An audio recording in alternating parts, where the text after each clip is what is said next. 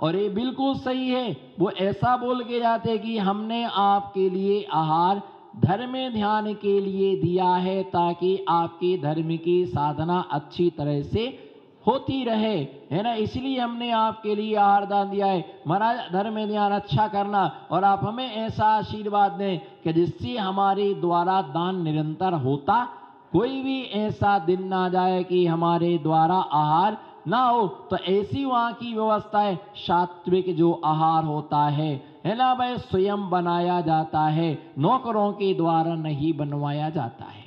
नौकरों के द्वारा वो आहार नहीं होता है। शुद्ध जो आहार होता है वो स्वयं बनाया, बोलो, शुद्ध जो आहार होता है वो स्वयं बनाया जाता है। शुद्ध आहार कभी नौकरों के द्वारा नहीं बनवाया जाता है। नौकर तो नौकर है, नौक पर काम करे वो नौकर, बोलो, नौक पर, जो नौक पर काम करे उसका नाम क्या है, उसके लिए नौकर का करना नहीं चाहता है, उसे तो क्या दिखता है ना, उसे तो काम पूरा करना है, करना नहीं चाहता है, उसे करना पड़ता है। लेकिन जो शुद्ध करता है, शुद्ध स्वयं करता है, वो पूरा विवेक के द्वारा करता है। सात्विक आहार होता है, व्यवस्थित होता है, भाव शुद्ध से बनाया जाता है और उसको करने के बाद परिणाम बहुत अच्छे उज्जवल होते हैं, पवित्र होते हैं, निर्मल होते हैं। विशुद्ध परिणामों के द्वारा वो क्या करता है, विशुद्ध परिणामों के द्वारा वो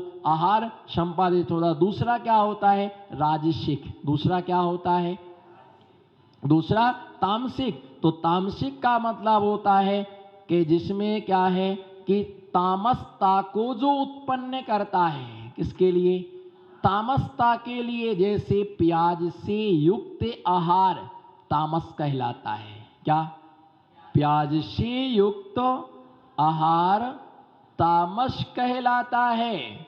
और इसी प्रकार से प्याज से बढ़कर के लहसुन जो होता है वो उससे भी ज्यादा पावरफुल होता है और वो और ज्यादा क्या करता है, उत्तेजना के लिए उत्पन्न करता है। इसी प्रकार से अधिक मसाले से युक्त आहार, अधिक घी से युक्त आहार, अधिक मात्रा में मिर्ची से युक्त जो आहार है वो क्या कहलाता है, वो क्या कहलाता है, तामसिक। अब देखिए तामसिक को कैसा होता है, जैसे एक नैपकिन आती है, बिल्कुल आप ध्यान दें, मैं दृष्टांत से पुष्ट कर रहा हूं इस बात के लिए। एक आजकल नैपकिन आती है, बिल्कुल इतना सा रोल आता है, बिल्कुल इतना सा रोल आता है, पता ही नहीं चलता है क्या है।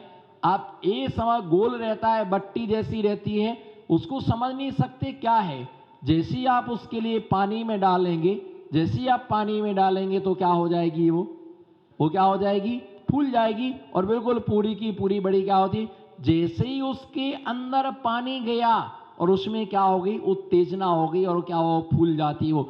इसी प्रकार से प्याज, लहसुन, अधिक मिर्ची, अधिक मसाला, अधिक घी से युक्त, अधिक हिंगट्टा, जो बड़ा वाला हिंगट्टा आता है, अधिक मात्रा में डालने से जैसे ही हम उस भोजन के लिए सेवन करते हैं, ऐसे भोजन को सेवन करने से हमारे शरीर की जो इंद्रियां हैं वो क्या हो जाती हैं, उत्तेजित हो जाती हैं। आंखों में विकार आता है, स्पर्शन इंद्रिय में विकार आता है, हाथ पैरों में विकार आता है और अनेक प्रकार के दूषित और वासना रूप हमारे आत्मा के परिणामों में, आत्मा के परिणाम विचलित हो जाते हैं, चित्त चलायमान हो जाता है, यत्र तत्र मन भटकता है और फिर हमारी इंद्रियां क्या नहीं होती हैं, काबू में नहीं आती हैं। क्योंकि ऐसे तामसिक आहार करने से एक प्रकार का नशा चढ़ता है। क्या चढ़ता है, नशा चढ़ता है। इसलिए तामसिक आहार बिल्कुल निषेध किया गया है।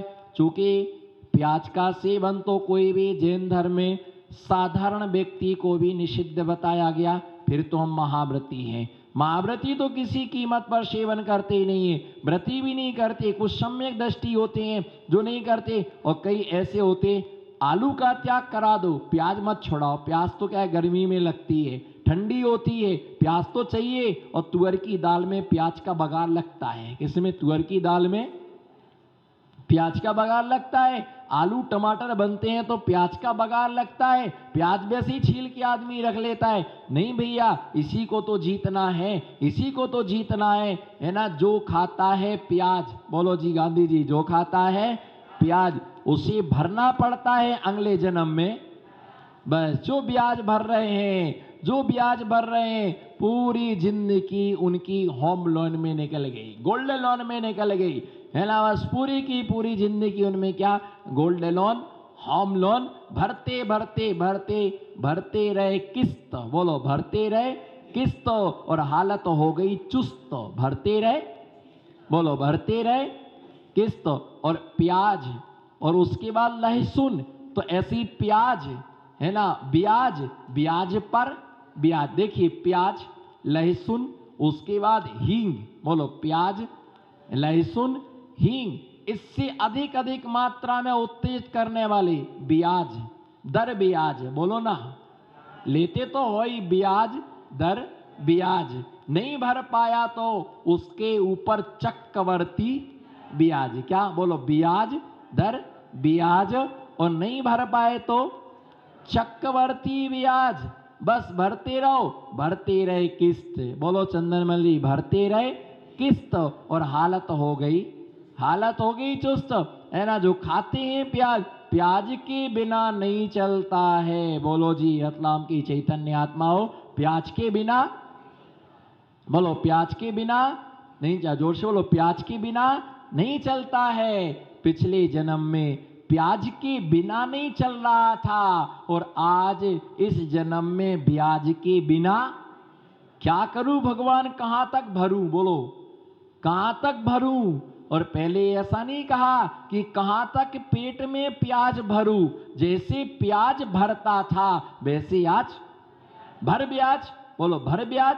ऐसे लोगों तो ऐसी भाषा बोलना चाहिए, निकम्मों के साथ निकम्मी भाषा। ऐसा मैं नहीं बोल रहा, मैं तो अपनी इच्छा से बोल ही नहीं सकता, भगवान से प्रार्थना करता जिनागम के अलावा मुख से कुछ ना निकले। आचार्य कुंद कुंद स्वामी लिखते, जय रवि सक्क मड़ज्जो अड़ज्य भाषा बिना दु गाय दुम तय व्यवहारेण बिना परमत्व वदेशनम शक्को। आचार्य कुंद कुंद स्वामी 8वें नंबर की गाथा समय सार में लिखते हैं, जय रवि सक्क मड़ज्जो, जो जैसी भाषा से समझे उसे उस भाषा से समझाना।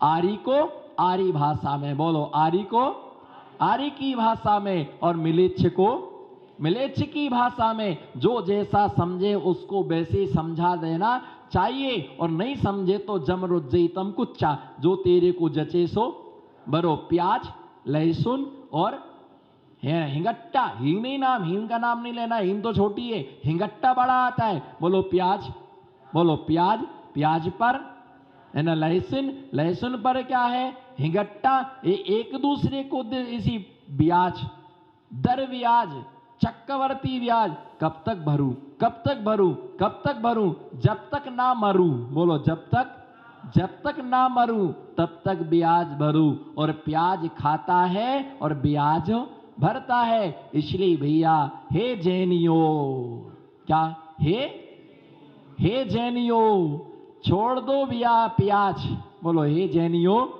है ना, हे जैनियों, छोड़ दो खाना प्याज, छोड़ दो खाना प्याज, फिर ना भरना पड़ेगा कभी भी।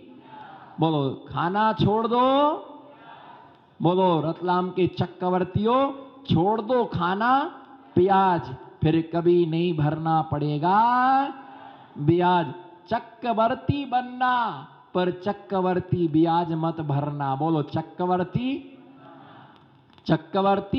बनना, लेकिन चक्रवर्ती ब्याज नहीं भरना।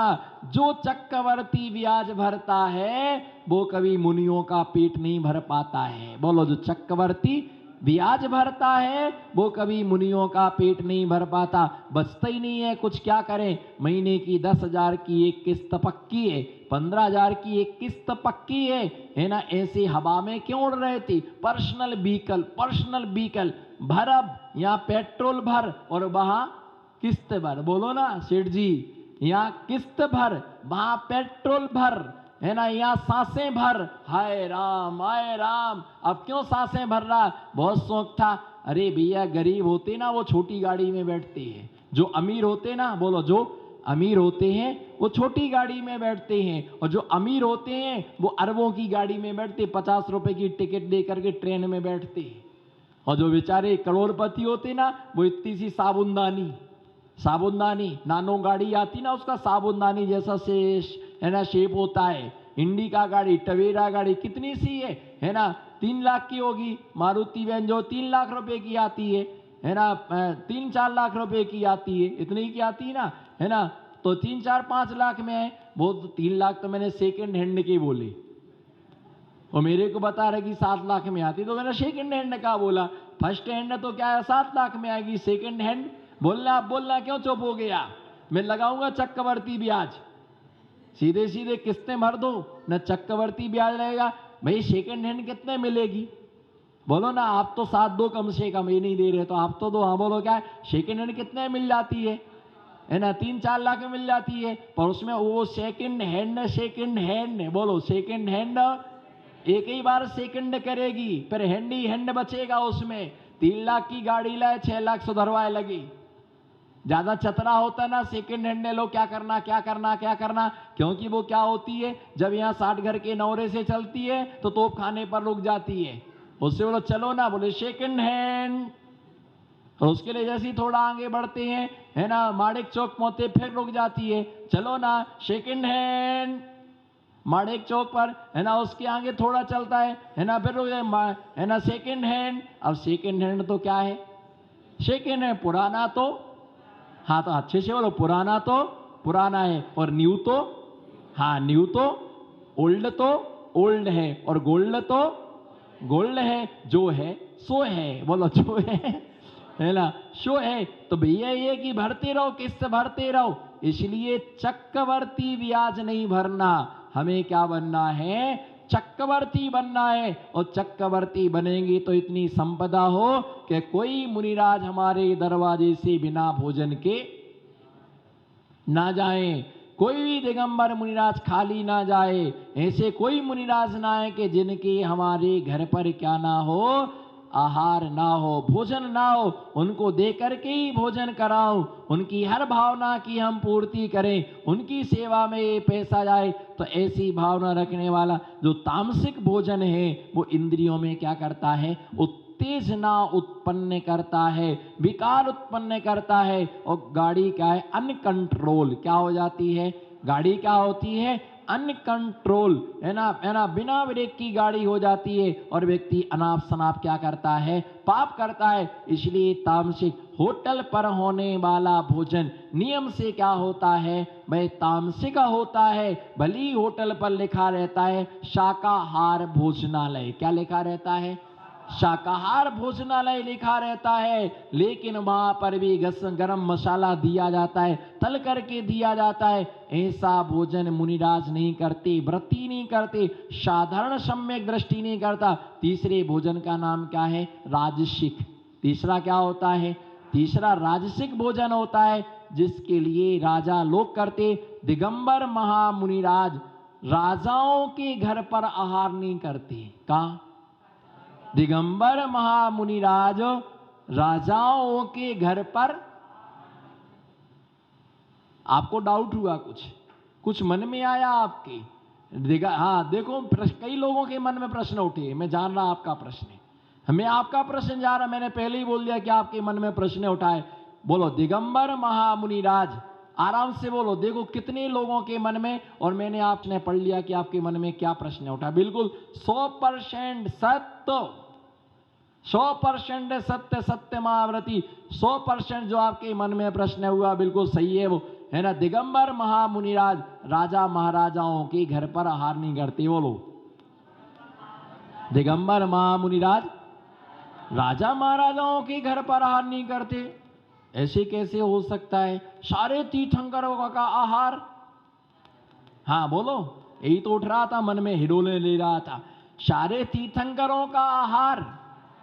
बोलो ना, रतलाम की रानी चेलनाओ, हंस के, कस के, मुस्कुरा के, जैसे घर की सफाई कर रहे ना, जैसे घर की सफाई कर रहे ना, ऐसे पुद्गल की सफाई करो ना। तो सबसे पहले कान की सफाई करना, सबसे पहले क्या करना, सबसे पहले क्या करना, एक कान की सफाई करना। जितना साल भर का कचरा जमा हुआ है, कान में बुराई सुना, वो सब क्या हो जाए, सबसे पहले कान, उसके बाद में फिर आंख की सफाई करना। हाँ क्या बता रहे थे हम, क्या बताया आपको, हाँ दिगंबर महामुनिराज राजा महाराजाओं के घर पर आहार नहीं करते। पर सारे तीर्थंकरों का राजा श्रेयांश, बोलो ना बहन जी, राजा श्रेयांश के घर पर आहार हुआ है ना, राजा सैनिक के घर पर आहार हुआ, कई मुनियों का राजा महाराजाओं के आहार पर हुआ। आहार पर भी यही ध्यान रख के चलना, कथन शैली है। बोलो क्या है? अपनी अपनी कथन। एक गिलास रखा हुआ है, क्या बोलो? एक गिलास रखा हुआ है और उसमें आधा पानी भरा हुआ है, क्या है? मैं स्यादवाद से बोल रहा हूं। किससे बोल रहा हूं मैं? आप उसमें अनेकांत लगा लेना। मैं स्यादवाद से बोला, आप अनेकांत। एक गिलास में आधा पानी भरा हुआ है, मैंने बोला कि आधा गिलास भरा हुआ है, क्या है? और एक व्यक्ति ने कहा कि आधा गिलास। अब बताओ सही किसका है? बोलो, अब निर्णय करो सही किसका है। एक प्रश्न के दो जवाब नहीं हो सकते, सही तो एक ही होगा, सही तो एक ही होगा। आधा गिलास भरा हुआ है और एक बोल रहा आधा गिलास, हाँ, तो दोनों सही है। पर एक समय में दोनों सही नहीं है। जिसने खाली को देखा, बोलो ना, जिसने खाली को देखा उसकी दृष्टि से आधा गिलास खाली है, और जिसने भरे को देखा उसकी दृष्टि से आधा गिलास भरा। दोनों के क्या है? सही है। अब हमने कहा कि दिगंबर महामुनिराज राजा महाराजाओं के घर पर क्या नहीं लेते हैं? तो बोलो ना, दुखी क्यों हो? दिवाली का इनाम मिल रहा है।